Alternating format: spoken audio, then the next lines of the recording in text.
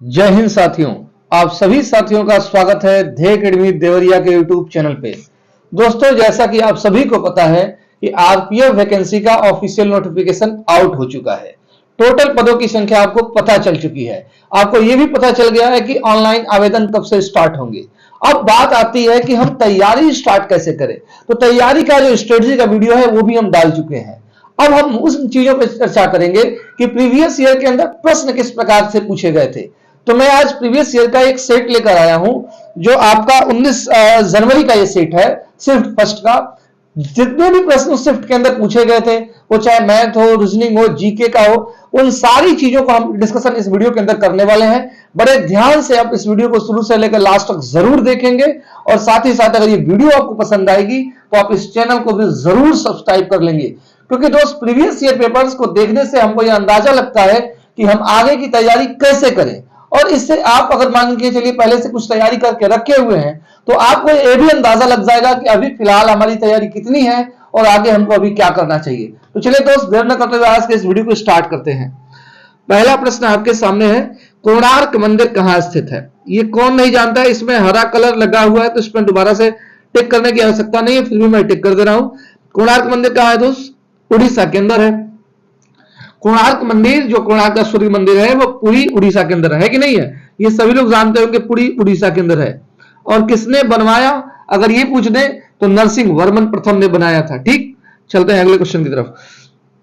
अमृतसर में प्रसिद्ध स्वर्ण मंदिर निम्नलिखित में से किस सिख गुरु द्वारा पूर्ण किया गया था?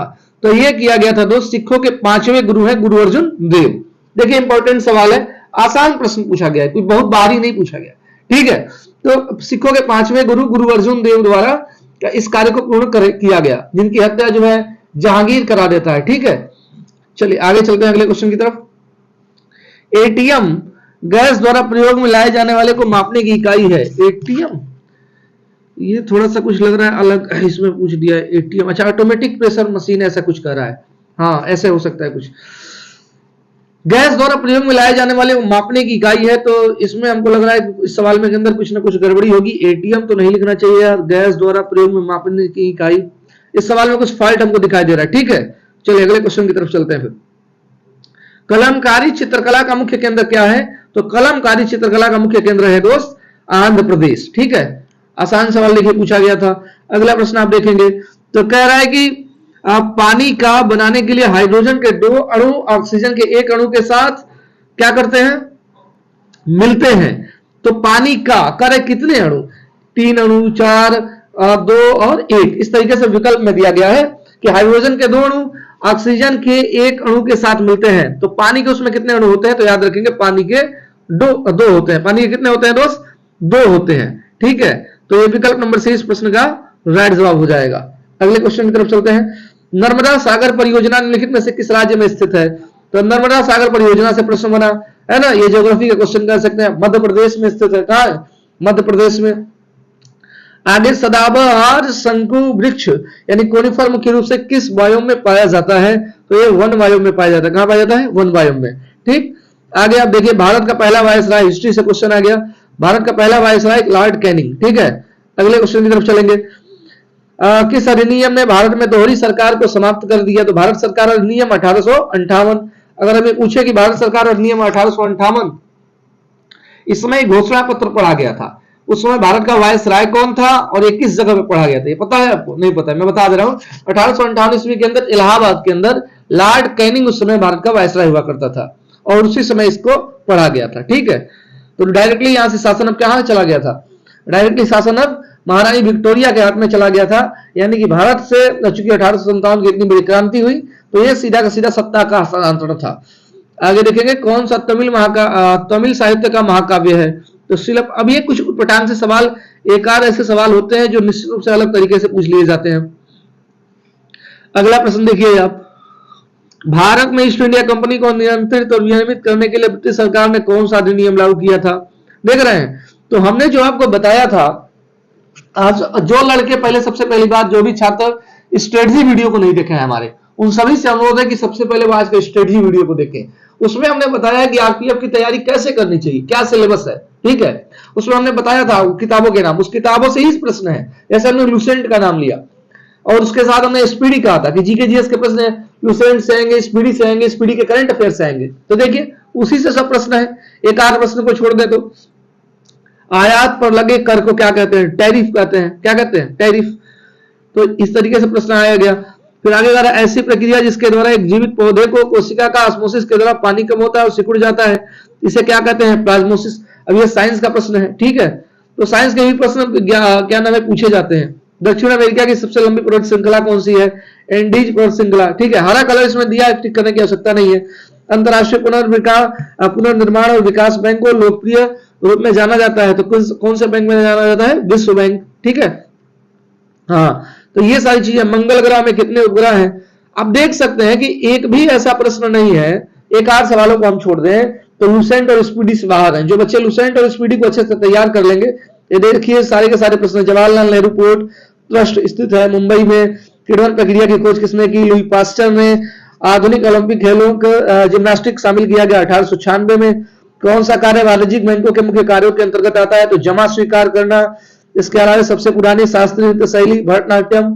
बात करें कहाँ की है? तो तमिलनाडु की है, ठीक है। सतह के इकाई क्षेत्रफल कार्यरत बल को क्या कहते हैं? तो अब दबाव कहते हैं, ठीक है। भाई पी बराबर क्या होता है? साइंस के अंदर फॉर्मूला पढ़े होंगे आपको भी, पी बराबर होता है एफ अपान ए, है ना।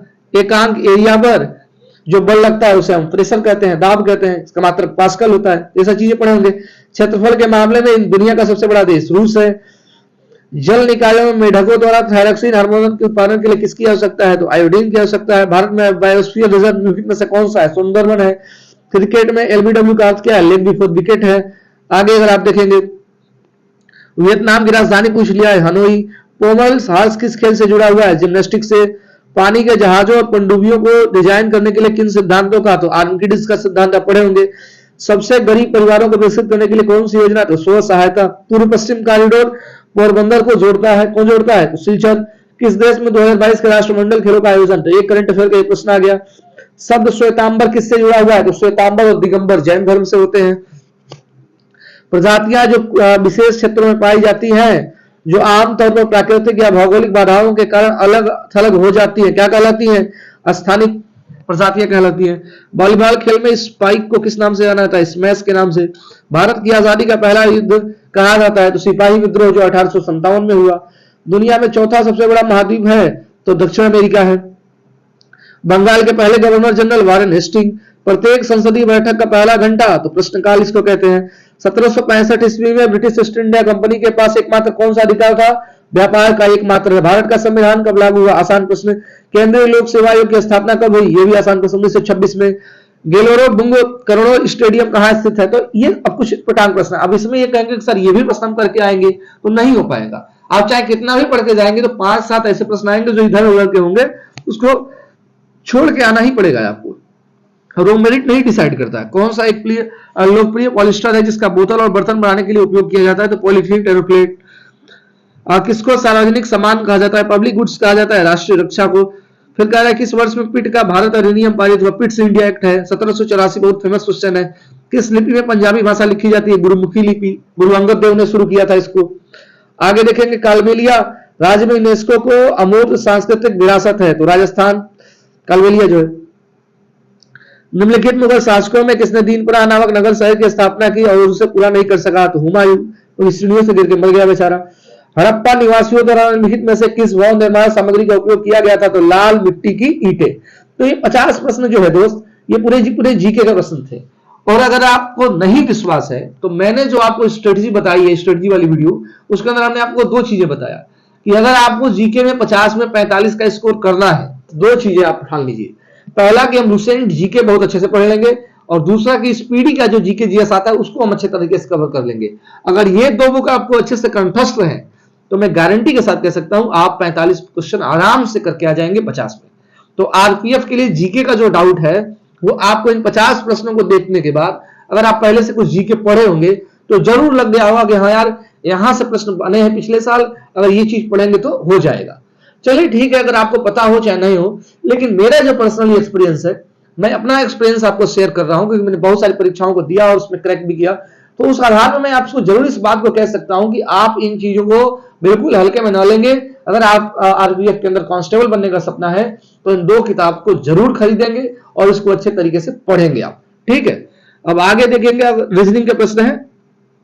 ठीक है, आगे पूरा का पूरा पेपर रीजनिंग का प्रश्न है। तो देखिए, हमने जैसा कि आपको स्ट्रेटजी वाले वीडियो में बताया कि आपके मेंटल एबिलिटी टाइप के प्रश्न बहुत ज्यादा पूछे जाएंगे, जैसे पूछा भी गया इसके अंदर। टोटल इस तरीके के प्रश्न आपको दिख जाएंगे। बाकी सीरीज के भी प्रश्न है। ये मोटा मोटी हम आपको इस वीडियो के अंदर ये दिखा रहे हैं कि भाई इस तरीके से प्रश्न देखिए, श्रृंखला के प्रश्न मिल जाएंगे।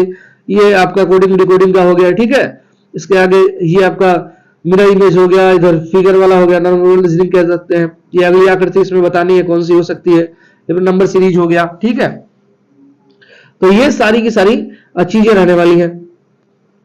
तो मैं आशा करता हूं कि आपको ये सारी चीजें जो भी हमने आपको समझाया वो बिल्कुल ठीक ठाक लगी होंगी। बाकी मैथ के प्रश्न है, मैथ के प्रश्न बहुत कोई टफ नहीं पूछे जाते। देखिए ना, 130 से बढ़ाकर 156 कर दिया, परसेंटेज वृद्धि बतानी, बहुत आसान आसान सवाल है।